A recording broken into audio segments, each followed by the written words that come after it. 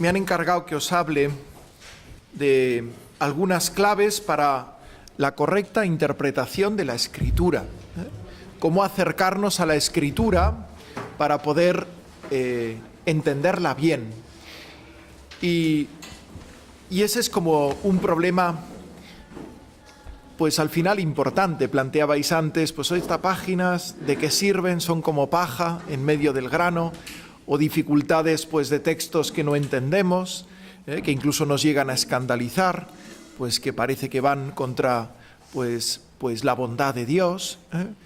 Entonces, ¿cómo leer esto? ¿Cómo leer la Escritura? Para que realmente sea palabra de Dios que nos vivifique, que nos transforme, ¿no? Bien, este es el problema, lo que quisiéramos responder con esta charla.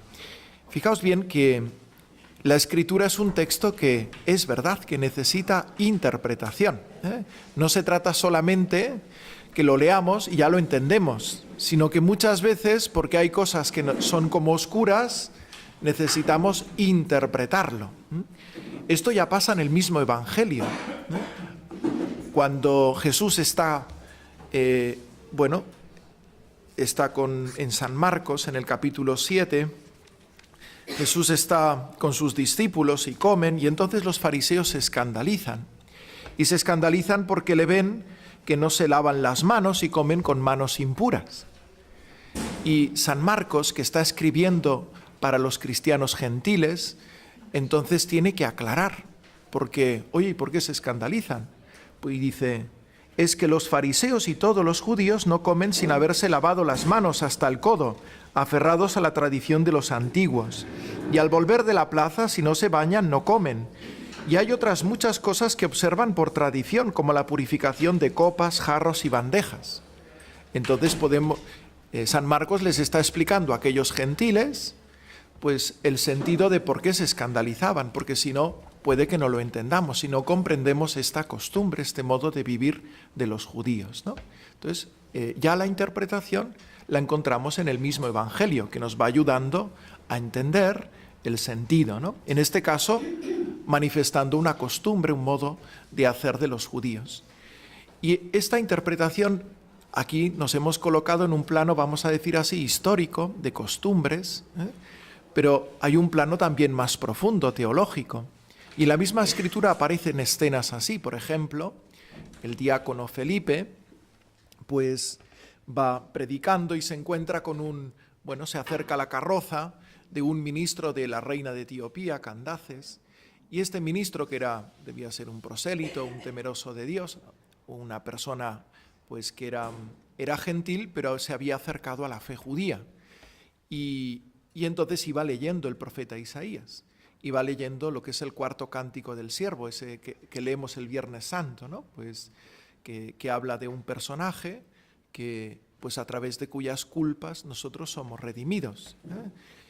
Y entonces se acerca al diácono Felipe y le dice, ¿entiendes lo que lees? Y él le dice, ¿cómo quieres que entienda si nadie me lo explica? ¿De quién habla? Y entonces Felipe le dice, sube a la carroza y le explica, habla de Jesús y le desvela el sentido profundo de la Escritura. Y entonces aquel hombre, que va entendiendo, de repente le dice, ¿qué problema hay que me bautice? Y entonces paran, encuentran agua y le bautizan, ¿vale? Entonces le ha desvelado aquello que para él parecía como ininteligible. Sí, podía entender las palabras, podía entender pues lo que dice, habla de un siervo que es humillado, un siervo, pero ¿de quién lo habla? ¿Qué sentido tiene esto para la salvación? Y entonces viene pues el diácono Felipe con una palabra y le desvela el sentido profundo, ¿no?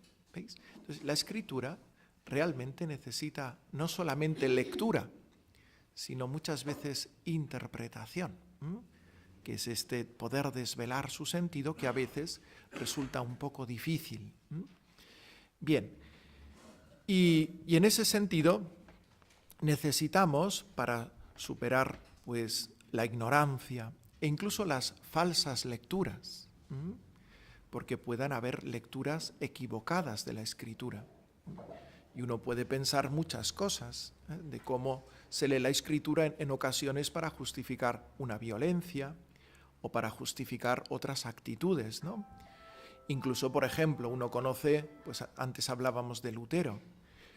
Bueno, pues Lutero en el fondo, lo que provocó la crisis y la separación de la Iglesia fue la interpretación de un texto de Romanos. La carta a los Romanos, Romanos 1:3, que luego encontró confirmado con Romanos 3:28, es como el meollo. Él vivía una crisis espiritual y de repente aquella palabra le devolvió la calma. Y entonces esa experiencia que llama él la experiencia de la torre se constituyó en el principio interpretativo de la Escritura, que es que el hombre es justificado por la fe sin las obras de la ley, entendiendo fe en un sentido fiducial y entendiendo que esta transformación no provoca una transformación real en el hombre, ¿no? Y entonces esta interpretación, cuando se le argumentó, pues, se suele decir que el cardenal Cayetano, en una dieta del imperio que se provocó para discutir, le presentó toda la tradición de la Iglesia, enseñando que la interpretación que él había hecho de la carta a los romanos, de esos textos, no respondía a toda la tradición de la Iglesia.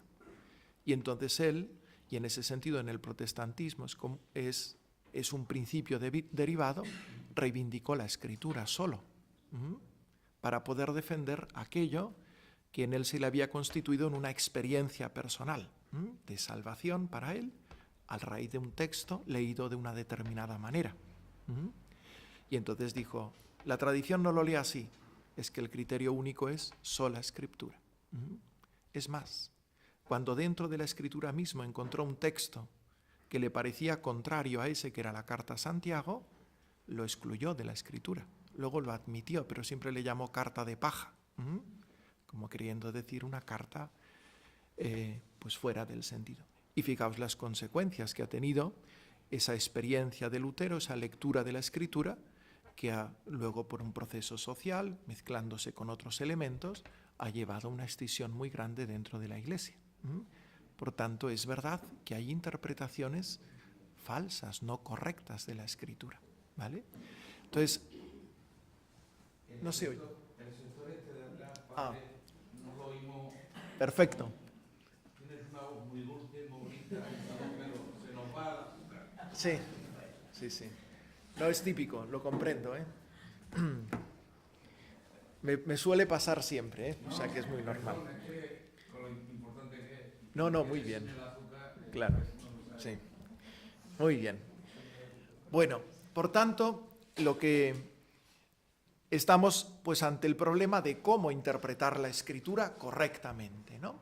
Necesitamos interpretarla porque a veces hay cosas oscuras, santo en el sentido, vamos a decir así, histórico, de comprender por las costumbres, los modos, como en el sentido teológico, de entender pues de qué manera esto qué quiere decir, qué quiere decirnos la Escritura, y sabiendo que podemos no entender e incluso entender mal.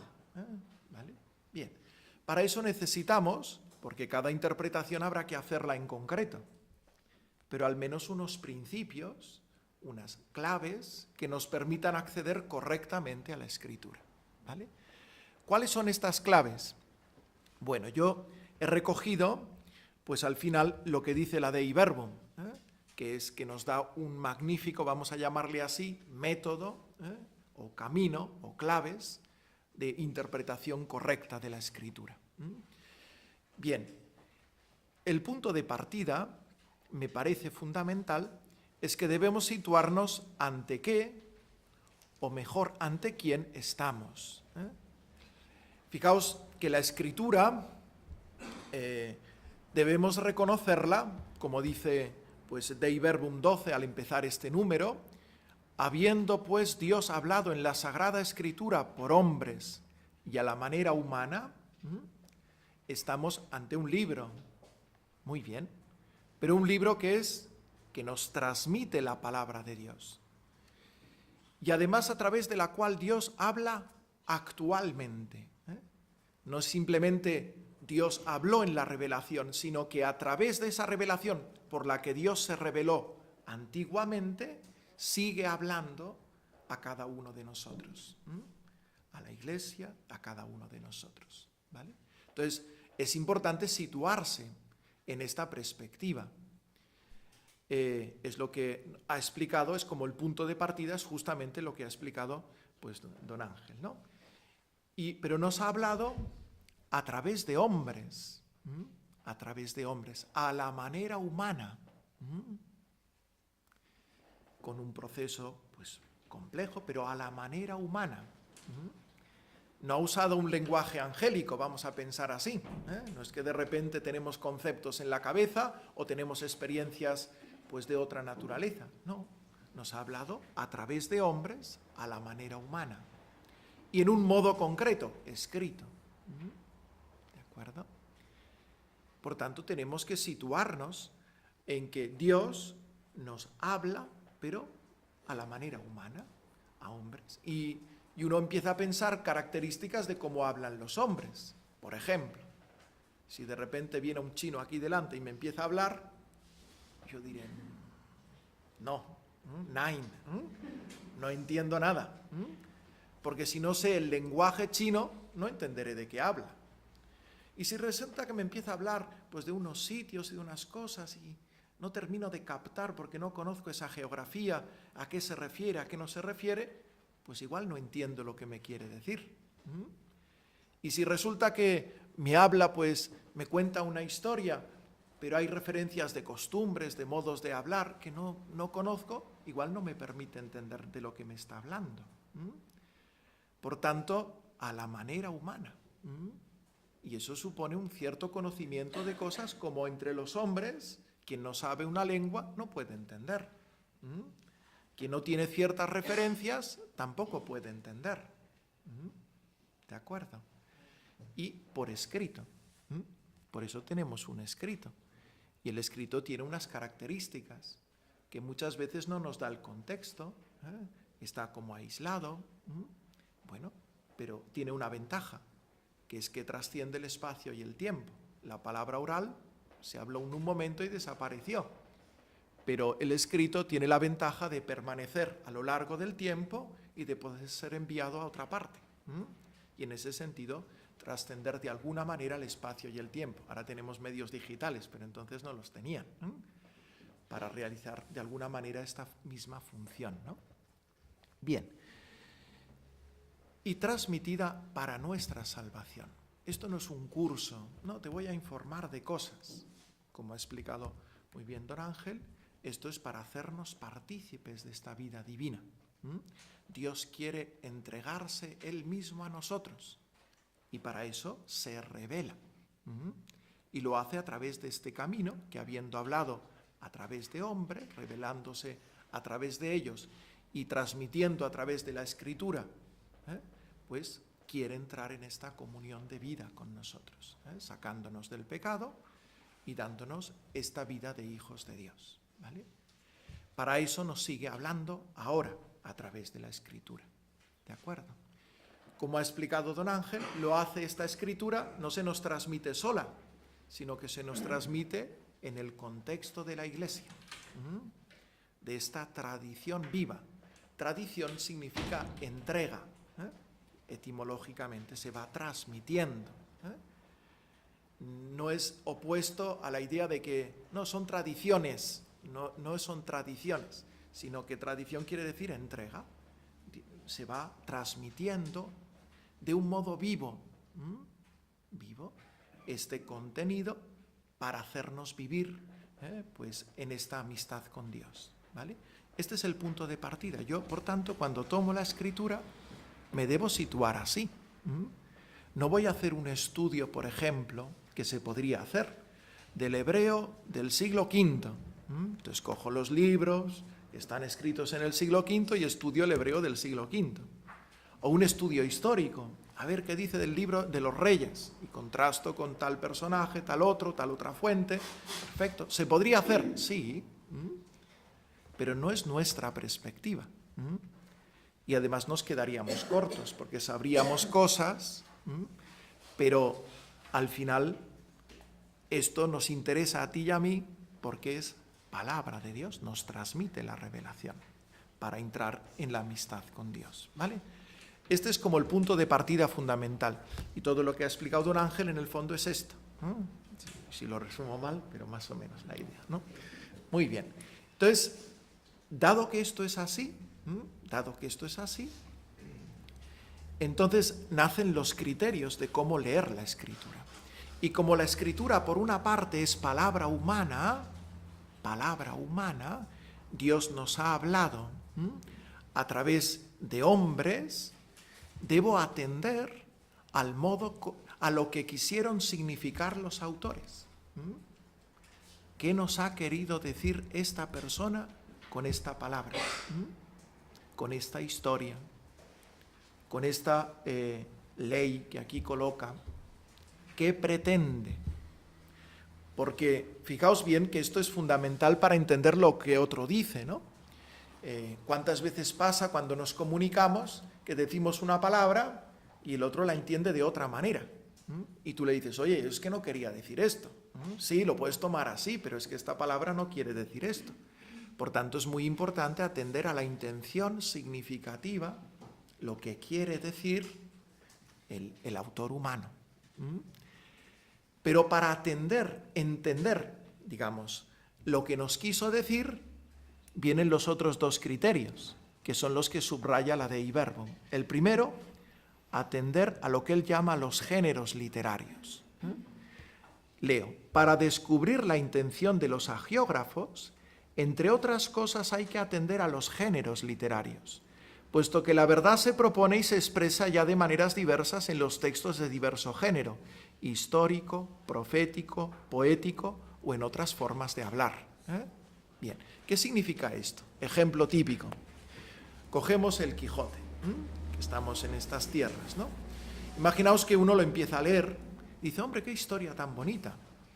Y entonces se dispone a investigar, pues, quién era, los datos que le aporta la historia sobre el Quijote. Entonces se va, pues, a un lugar de la Mancha, quiere investigar cuál es ese lugar, se va a los archivos parroquiales del Toboso a investigar quién era la Dulcinea, dónde vivió, y entonces se va a Barcelona porque también hay en la playa de no sé qué, y empieza a hacer una investigación histórica para situar más concretamente la figura del Quijote, en qué años vivió, cómo sucedió. Claro, nosotros le miramos y le decimos, no, mira, esto es una novela. Novela. ¿Qué significa novela? Que es un relato imaginativo. No es un relato histórico que esté narrando unos hechos. Reacción del otro. Entonces me han engañado. Este es un libro falso. No, alto. Esto no es un libro falso. El autor nunca ha querido narrar una historia. El autor ha querido narrar una novela. ¿Es falso? Si la intención de lo que nos quiere significar es falso. Si es falso, en este caso, que los libros de caballería son un gran beneficio para la humanidad y que a ver si nos metemos todos y vamos por ahí con lanzas y contra los gigantes que son los molinos de viento. Entonces sería falso ese libro. Pero el autor nunca pretendió enseñar una historia. ¿Qué nos ha pasado? Que no hemos comprendido el género literario. ¿De qué modo se está expresada la verdad aquí? ¿Comprendida la idea? Este es un tema como muy importante para entender la Escritura. Un tema muy importante porque uno piensa, por ejemplo, Génesis del 1 al 11, ¿no? Que son un texto típico, ¿no? Si queréis más concretamente, vamos a poner Génesis 3, o mejor, Génesis 1, ¿no? Donde narra, pues, cómo se ha hecho el mundo, la creación, el universo, ¿no? Entonces, claro, primer día, entonces Dios hizo la luz, muy bien. Y así, pues vamos avanzando, pues ya está. Y resulta que ahora viene un científico y nos dice el Big Bang, y nos empieza a hablar de que, bueno, yo qué sé, que las especies, y entonces nosotros decimos, no, la Biblia dice que en el primer día, además de 24 horas, segundo día, bueno, y entonces al final, pues bueno, nos creemos a la ciencia, ¿no? Entonces, ¿qué decimos? No, la Biblia es falsa. Pues no es así. porque el género literario, lo que él pretende narrar, no es describir cómo se ha hecho el mundo, sino describir que procede de Dios realmente en toda su universalidad, e incluso que tiene un orden, que todo va hacia el sábado, que el sábado es como el cumplimiento de la creación, todo tiende a poder descansar en Dios, y concretamente para el judío ver la justificación honda de su mismo proceso semanal que culmina en la semana, que culmina en el sábado, ¿vale? Y entonces no pretendamos encontrar ahí cómo se hizo el mundo y qué moléculas lo formaron, porque no es esa la intención del autor. Y decir que entonces es falso es lo mismo que si dijéramos que la novela del Quijote es falsa, por el hecho de no ser histórica, ¿de acuerdo? Entonces es muy importante atender en ese sentido a la intención significativa del autor. Y en el conjunto, la Escritura no pretende enseñarnos, como decía San Agustín, cómo va al cielo, sino cómo se va al cielo. ¿De acuerdo? Y por eso, pues uno tiene que leer la Escritura en esta perspectiva. Entonces, ahora, hay que tener cuidado. Por ejemplo, Génesis 3, el árbol de la ciencia del bien y del mal. Y entonces vienen las discusiones típicas. ¿Era manzana o pera? Bueno, es evidente que no se trata de que en el medio del jardín hubiera un árbol y que si del árbol tomaron, mira, no sé cómo fue. Pero claro, la otra reacción es decir, bueno, es una pura fábula. La Iglesia entiende que en los orígenes, habiendo sido creado el hombre en un cierto estado de amistad con Dios, eso quebró. Y eso es lo que expresa el capítulo 3 del Génesis. ¿Cómo fue? Eso es un modo oriental de narrarlo, pero que algo hubo es lo que afirma la fe. En ese sentido, tenemos que tener también cuidado, y eso es el discernimiento propio, de digamos, simplemente decir, no, es que estos son mitos o son narraciones simplemente míticas sin ningún valor histórico o real, porque eso tampoco es del todo verdad, sino que hay que atender a la naturaleza de los géneros literarios, que muchas veces son géneros literarios orientales, pero en puntos también nos tiene que ayudar la fe a poder discernir hasta qué punto hay una enseñanza histórica o es una pura narración. ¿De acuerdo? Bien. Entonces, pero este es un tema muy importante, ¿no? Para discernir el tema de entender la Escritura, atender a estos géneros literarios, que no son los nuestros además, sino que son géneros del mundo oriental, que además géneros del mundo oriental antiguo, que no son los que nosotros usamos. Por ejemplo, porque ahora he explicado, veis, rápidamente un poquito el tema de la discusión entre ciencia y la Biblia, que ya León XIII, pues en este ambiente pues del Concilio Vaticano I y posterior, tuvieron que intervenir para precisar pues este sentido de la relación entre la ciencia, las verdades que aparecen en la Biblia sobre la ciencia y lo que dice la Biblia. Bien. Más complejo es el tema de la relación entre, o sea, digamos, las verdades históricas que aparecen en la Escritura. Así como es claro que Dios no pretende enseñarnos cómo va el mundo, cómo va el cielo, ¿no? Sino cómo se va al cielo, el problema es que no da igual si los sucesos han realmente sucedido o no. Porque Dios se ha revelado en la historia, ¿vale? Entonces, no es indiferente que el sepulcro estuviera vacío o que no. No es indiferente. Si el sepulcro no estaba vacío y robaron el cuerpo y Cristo realmente no ha resucitado, yo me desapunto. ¿Entendéis? Entonces, no es indiferente. Si Cristo realmente no existió y no pretendió ser hijo de Dios, y esto es una fabulación o una idealización posterior de las comunidades, estamos falseando la figura de Cristo. Y en ese sentido, no digamos, nuestra fe no tendría fundamento.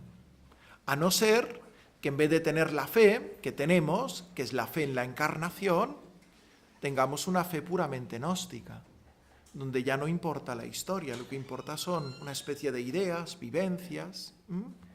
Pero esta no es la fe cristiana. La fe cristiana afirma la verdadera encarnación de Dios y que las cosas han sucedido en la realidad, no puramente en un orden meramente pues de las ideas, de lo universal, que es lo propio del gnosticismo, ¿vale? Entonces, claro, en ese sentido,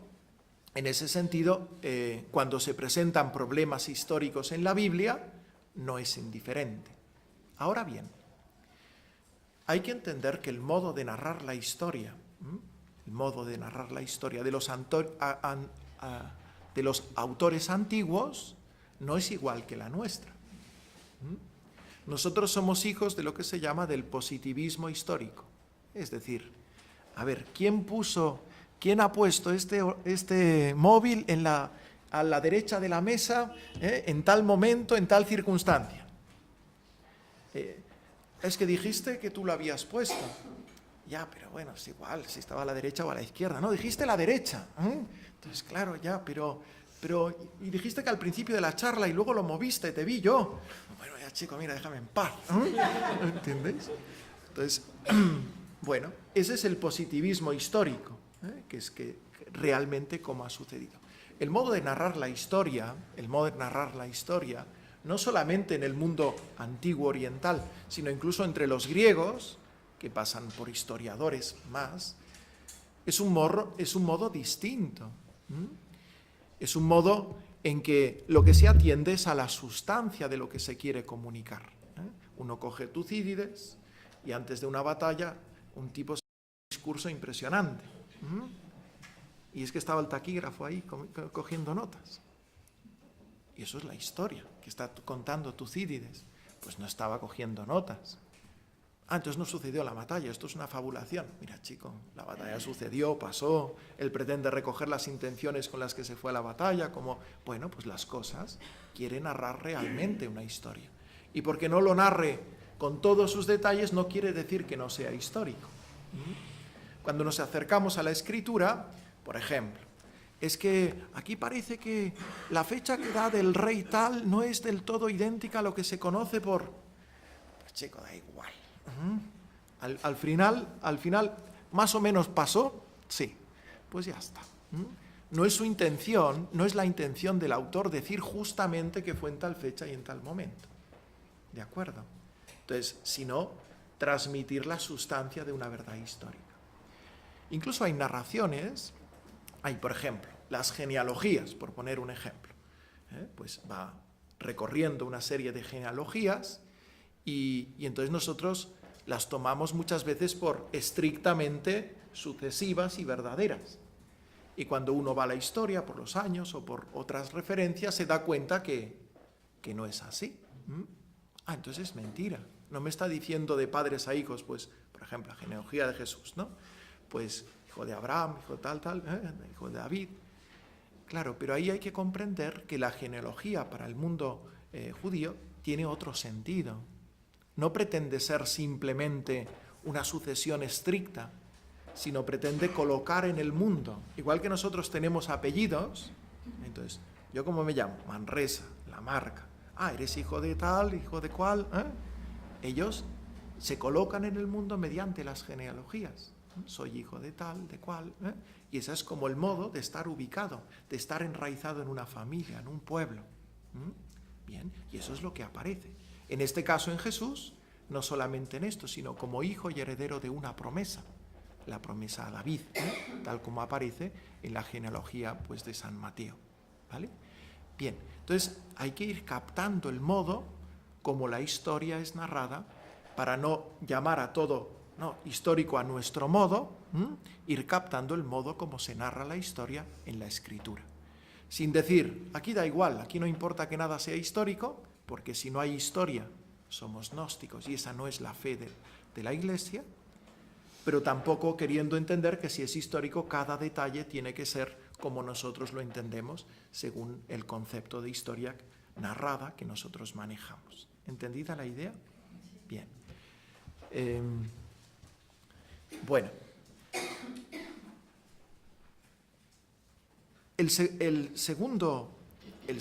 Digamos, hemos dicho, por tanto, que si queremos entender lo que los autores humanos quisieron decir, hay que atender a su modo de expresarse, que son los géneros literarios. Eso nos da mucha luz para solucionar los problemas de la escritura referente a la confrontación con la ciencia, las ciencias naturales y también con la historia, que nos va ayudando a entender que eso no está tan confrontado como puede parecer, ¿vale? Pero hay otro criterio que es atender al contexto histórico del hagiógrafo. Conviene además que el intérprete investigue el sentido que intentó expresar y expresó el hagiógrafo en cada circunstancia, según la condición de su tiempo y de su cultura y según los géneros literarios usados en la época. Es decir, se remite a su contexto histórico concreto. Bien, por ejemplo, una expresión típica que está muchas veces en el Evangelio, ¿no? Subió a Jerusalén. Y uno dice, ¿subió? ¿Bajó? ¿Por qué? Claro. Uno entiende, por ejemplo, capítulo 7 de San Juan, ¿no? Es que Jesús, ¿es que no va a subir, maestro? Se preguntaban si subiría a la fiesta de los tabernáculos o no. Esta expresión subir solo se entiende cuando se entiende que Jerusalén está a 600 metros de altura y que normalmente lo que se hacía era pasar al otro lado del Jordán, cruzar y subir desde la depresión pues en el que está el Mar Muerto, cerca de Jericó también, subir pues en 30 kilómetros, como no sé si son, Ángel será más preciso en esto, pero 600 y, no sé, 200, 800 metros de desnivel. Entonces se sube. Pero además es que esta palabra ya tiene una connotación concreta, porque subir significa peregrinar. No significa solamente el hecho físico, claro, eso da un sentido, pero ya ha adquirido una connotación por las costumbres de las fiestas de los judíos que tenían que subir 3 veces al año a Jerusalén, por la fiesta de la Pascua, la fiesta de Pentecostés y la fiesta de los tabernáculos. Entonces, subirá Jesús, no es simplemente vendrá, sino viene en peregrinación como tenemos que venir a la fiesta de los tabernáculos. ¿Veis? Entonces, quien no conoce estas costumbres y esta geografía, no entiende del todo por qué dice subir, ¿comprendéis? Y así, pues comprendemos un poquito más el sentido de esta expresión en la Escritura, ¿no? Otro ejemplo, ¿no? Isaías, capítulo 7. Ahí hay un oráculo en que dice aquí que la Virgen dará a luz un hijo y le pondrá por nombre Manuel. Muy bien. Entonces, ese oráculo está en un contexto concreto. Nosotros, ¿qué hacemos? Normalmente lo que hacemos es, como nos resuena de que es citado en los evangelios para justificar pues que el Mesías tenía que nacer de una virgen, pues nos suena ahí. Pues es una profecía, ¿vale? Pero ese oráculo tiene un contexto inmediato concreto. Está en medio de una guerra, lo que se llama la guerra siro-efraimítica. Es decir, el rey de Damasco y el rey de Samaria se aliaron porque querían enfrentarse al rey de Asiria, se aliaron para echar del trono al rey Ahab de Judá, de Jerusalén, echarlo del trono y poner a otro. Y entonces, en ese contexto, pues hay el profeta pues Isaías invita a esta confianza en Dios, a esta confianza. Él parece que está negociando por el fondo a ver si se entiende con Egipto y le va a ayudar, poner su confianza en los hombres. E Isaías le invita a confiar en Dios. Y entonces le pronuncia este oráculo, le invita a pedir un signo, él se resiste, parece un acto de piedad por parte de Ahab, del rey Ahab, y entonces le ofrece una señal. Y la señal es esta, he aquí que en hebreo dice alma, que quiere decir doncella, dará a luz un hijo y le pondrá por nombre Emmanuel. Emmanuel significa Dios con nosotros. Ese hijo será esta presencia de Dios que ayuda. Y entonces, bueno, pues antes de que esto suceda, de que llegue, me parece que es, no sé, a los 7 años, no me acuerdo bien, O sea, se habrán marchado estos reyes. Es decir, que el hecho de que la reina, que era doncella, le diera un hijo que es Ezequías, el rey, se le convierte a aquel rey en un signo de que Dios va a preservar esa dinastía.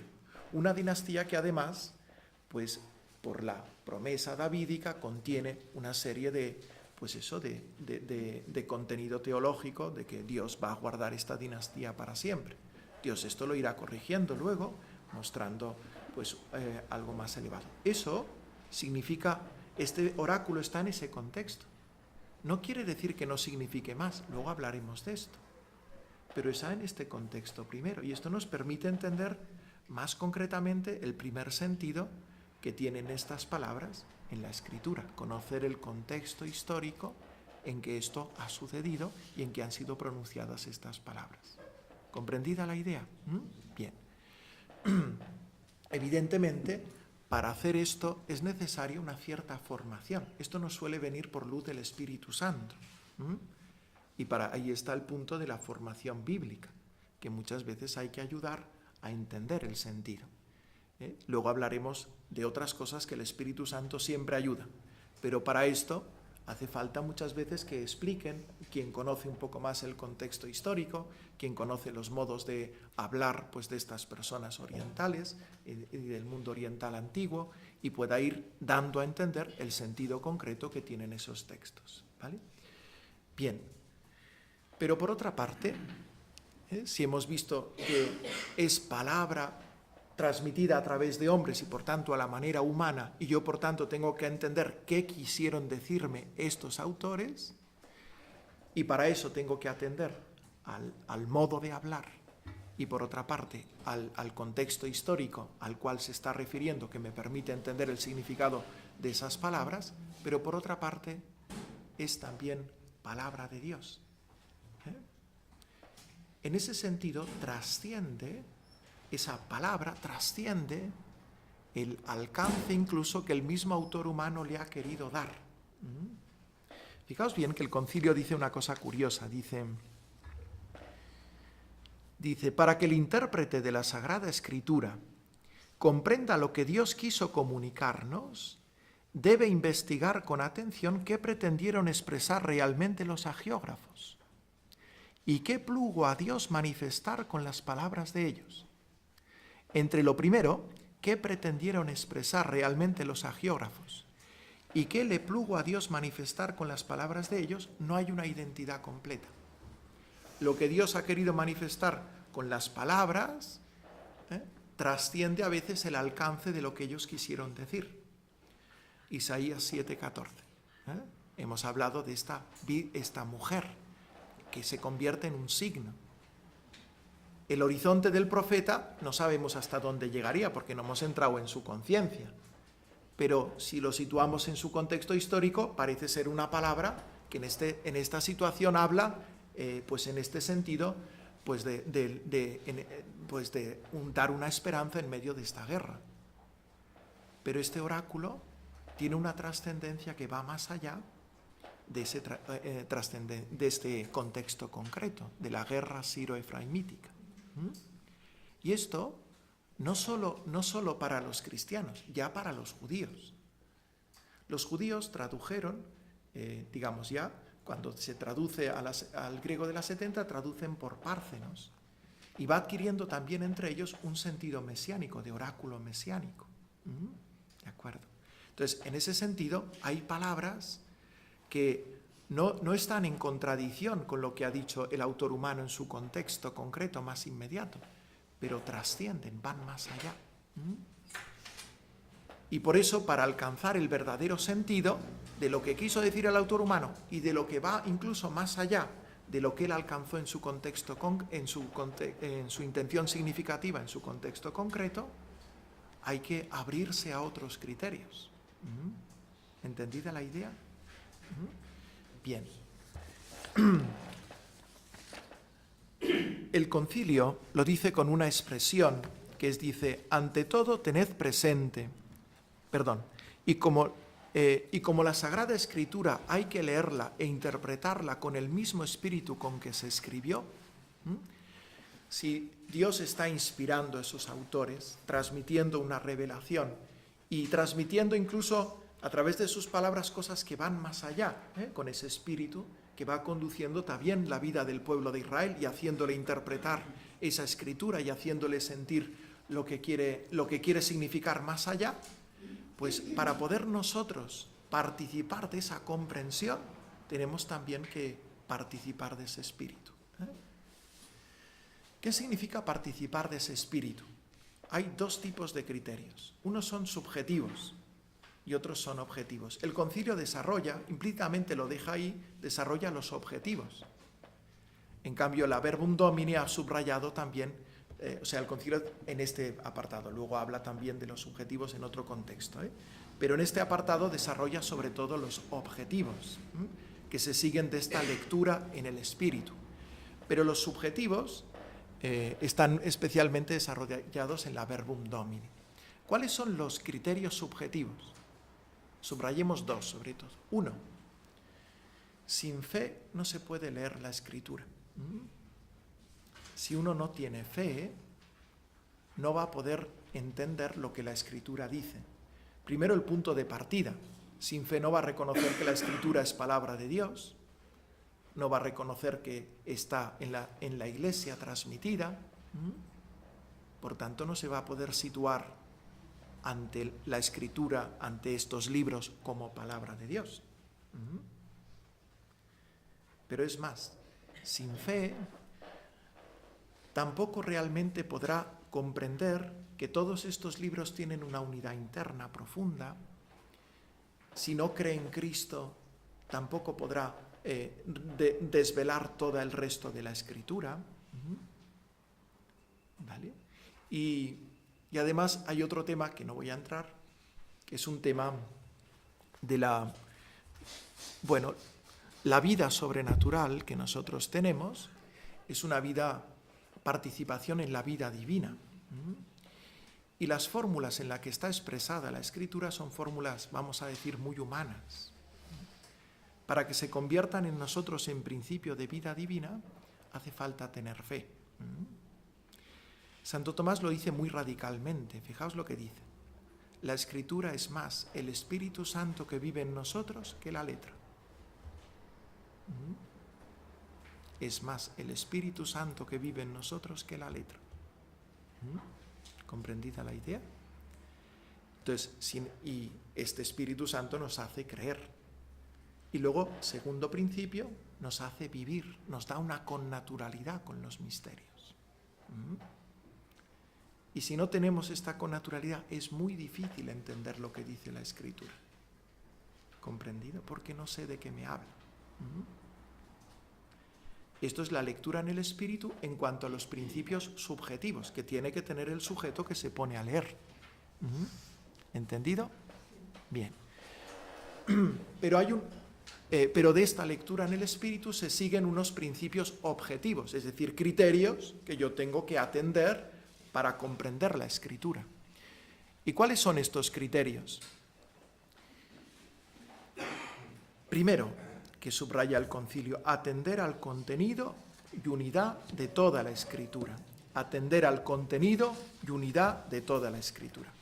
Fijaos bien que la Escritura, más que un libro, es una biblioteca. Y si yo solo la considerara por sus autores humanos, pues son un conjunto de libros reunidos. Es igual que si yo tengo en una estantería pues un libro y otro y otro y otro, y no tienen nada que ver entre ellos de alguna manera. Habrá unos ciertos lazos internos. Pero claro, que un autor pues que es del siglo, pues no sé, octavo, el profeta Isaías, pues que tiene que ver con otro autor pues de, yo qué sé, pues del siglo, pues de los evangelios, del siglo I después de Cristo. Pues son dos escritos, como Cervantes, que tiene que ver con García Lorca.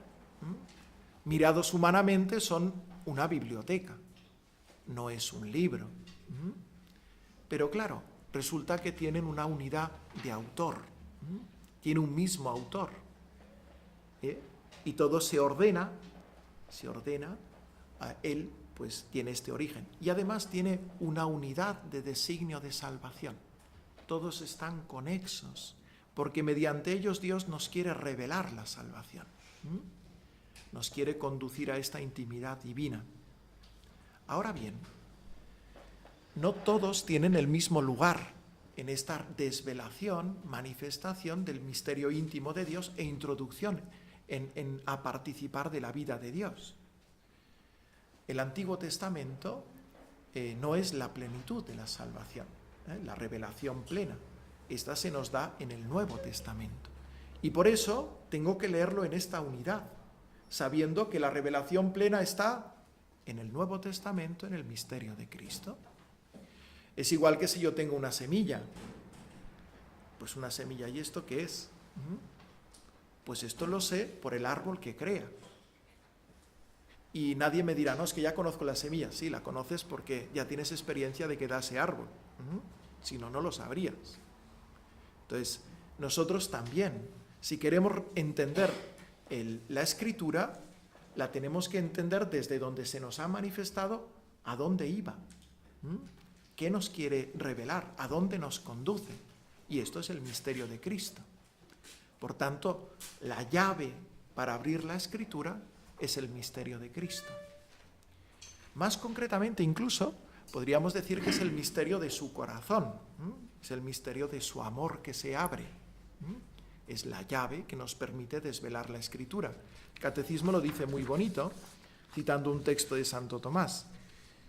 Dice, a ver si la encuentro, si no, pues ya me creéis por fe, ¿no? Dice aquí, hablando justamente de prestar una gran atención al contenido y a la unidad de toda la Escritura. En efecto, por muy diferentes que sean los libros que la componen, la Escritura es una en razón de la unidad del designio de Dios, del que Cristo es el centro, y el corazón abierto desde su Pascua. El centro es Cristo y su corazón abierto desde la Pascua. Y cita el texto de Santo Tomás. El corazón de Cristo designa la Sagrada Escritura que hace conocer designa la Sagrada Escritura que hace conocer el corazón de Cristo. Este corazón estaba cerrado antes de la pasión, porque la Escritura era oscura, pero la Escritura fue abierta después de la pasión, porque los que en adelante tienen inteligencia de ella consideran y disciernen de qué manera deben ser interpretadas las profecías, es decir, el Antiguo Testamento. ¿Vale? Se les abre, se les desvela, lo mismo que le sucedió al eunuco pues que hablábamos antes, con el diácono Felipe, que de repente aquel texto de la Escritura cobra su sentido, pues es así. Toda la revelación se ordena a Cristo, porque en Él se nos ofrece el camino que realmente nos introduce en el misterio de la salvación, en el misterio de la intimidad en Dios. ¿Y qué es lo anterior? Preparación, profecía, figura. Preparación, profecía, figura. Entonces ya no nos hace falta el Antiguo Testamento. No, porque es como la base. Sin él no podré entender el misterio de Cristo. Pero a modo de preparación. Porque no podré entender realmente a qué va si no le pongo la llave. Sí, yo puedo tener la puerta, el marco, pero si no le pongo la llave, no abre. Entonces la tengo ahí delante, no sé qué hacer con ella. Pero al menos tengo la puerta, tengo el marco, luego coloco a Cristo y se me desvela. ¿Vale? Por eso, los que tenéis fe en Cristo, tenéis ya la llave para entrar en la Escritura. Sí, igual no tenéis conocimientos históricos, no tenéis conocimientos que habrá que siempre profundizar, pero ya tenemos la llave para poder entrar en la Escritura. Y por dentro el Espíritu Santo. ¿Estáis bien preparados? ¿De acuerdo? Fijaos que hay un tema típico, porque también de dificultad con la Sagrada Escritura, que son pues el escándalo que provoca muchas veces ciertos textos de la Escritura, porque reflejan como cosas moralmente indignas, incluso muchas veces como incluso atribuyéndolas a Dios, siendo Dios causa, en este caso, por ejemplo, del exterminio de pueblos. Y Dios parece que manda exterminar a determinados pueblos. Es lo que se llama el Jerem. Y esto causa, bueno, ¿y ahora qué hago con esta página? Fijaos bien que esto que nosotros vivimos así, con esta tensión y dificultad, y es normal, ya apareció en la Iglesia antigua, incluso dio origen a una herejía, que se llama la herejía de Marción, en el que él solucionó el problema del siguiente modo. Mira, es muy sencillo, es que el Dios del Antiguo Testamento no es el Dios de Dios entre sí y con el fin último del hombre. Un ejemplo, hay muchas páginas en la Escritura que dan la impresión, por ejemplo, de que Dios ha elegido a unos y los otros los ha abandonado. Ha escogido a Israel y los demás que se fastidien. Pero ¿qué sucede? Que hay otra página de la Escritura que dice: Dios quiere que todos los hombres se salven y lleguen al conocimiento de la verdad. Entonces, estos misterios se tienen que iluminar mutuamente. Yo no puedo afirmar la elección de Israel como una especie de que, bueno, Dios ha escogido salvar a estos y a estos que todos se pierdan, sino que Dios quiere que todos los hombres se salven. Y entonces esto me tiene que ayudar a entender en qué consiste la elección de Israel, en qué consiste la permisión del mal, etcétera, etcétera. Ir uniendo un misterio con otro, ¿de acuerdo? De manera que eso me permita entender lo que realmente está diciendo la Escritura. Y eso fue lo que no hizo Lutero, ¿no? Que cuando había otro texto... Eso es, por ejemplo, muy claramente. ¿Vale? Perfecto. Tercero, atender a la tradición viva de la Iglesia. Tradición viva de la Iglesia. ¿Qué es la tradición viva de la Iglesia? Lo ha explicado Ángel, ¿no? Pero es esta transmisión viva.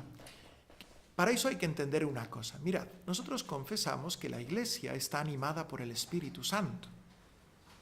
Por tanto, la Iglesia, por el Espíritu Santo que vive en ella, está interpretando constantemente este depósito de la revelación.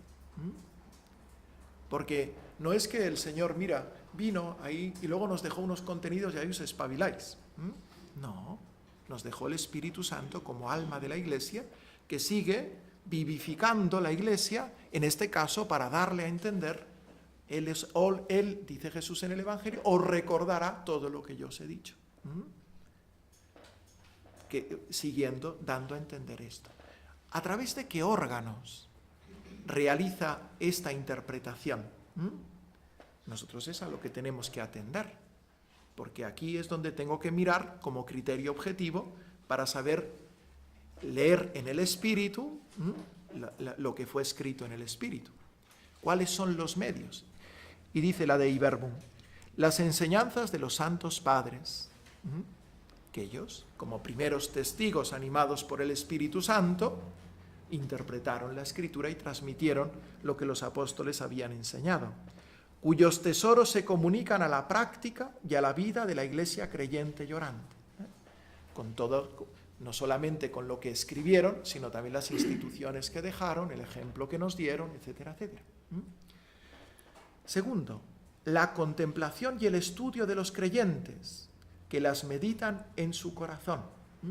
La contemplación y estudio de los creyentes. Ahí podemos situar a todos los teólogos, que van haciendo madurar como instrumentos del Espíritu Santo, porque la teología es también un órgano de la Iglesia, de este Espíritu Santo que vive en la Iglesia, dando a penetrar en este caso la palabra de Dios que se nos ha transmitido, para profundizar en su inteligencia, ¿no?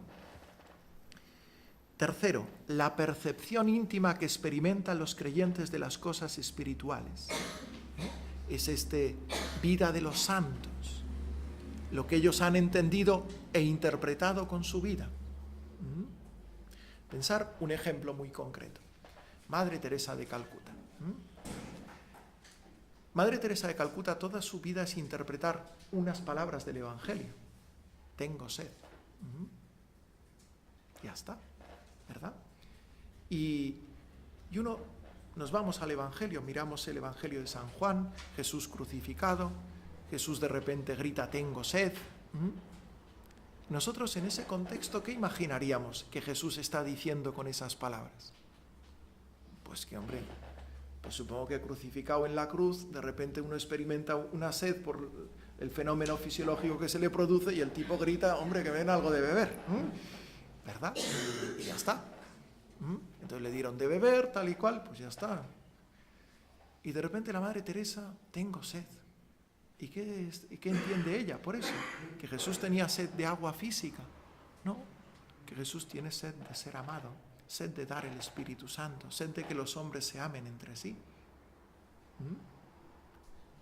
Y entonces, la Iglesia, a la luz de estos santos, vuelve sobre la Escritura. Y entonces, cuando uno estudia el Evangelio de San Juan, se da cuenta que en San Juan hay como dos niveles. Hay el nivel primero, de las cosas históricamente, pero él ve un nivel más hondo, de que todas aquellas realidades que significan algo, las bodas de Caná, una boda, un milagro, sí, no, pero para San Juan significa algo más hondo, es el desposorio de la humanidad con Cristo. Aquellas palabras significan realmente lo que la Madre Teresa entendía, que Jesús tiene sed de transmitir el Espíritu Santo. ¿Veis? Entonces los santos, con su vida, con su comprensión y con su vida, porque la Madre Teresa ha interpretado con su vida esto, nos dan luz sobre cómo hay que leer la Escritura. ¿Entendido? Y lo último que pone, y la predicación de aquellos que con la sucesión del episcopado recibieron el carisma cierto de la verdad, que es el magisterio de la Iglesia. ¿Vale? El último criterio es justamente este que pone, ¿no? Tenemos atender al contenido y unidad de toda la Escritura, a la analogía de la fe, a la tradición viva de la Iglesia y al magisterio. El magisterio, como órgano del Espíritu Santo que vive en medio de la Iglesia, tiene esta autoridad para interpretarnos auténticamente qué dice la Escritura. ¿Qué dice la Escritura? ¿Vale? Por eso nosotros acudimos a la Escritura dotados así y con estos criterios para poderla leer. La dotación más importante, el Espíritu Santo que vive en nosotros. Y exteriormente, pues situados en el contexto de la Iglesia, en último término, leyendo la Escritura como palabra de Dios en esta unidad de los misterios entre sí. Es bonito pensar, con esto termino, que si pensáis en la escena de Maús, hay muchos elementos que aquí aparecen.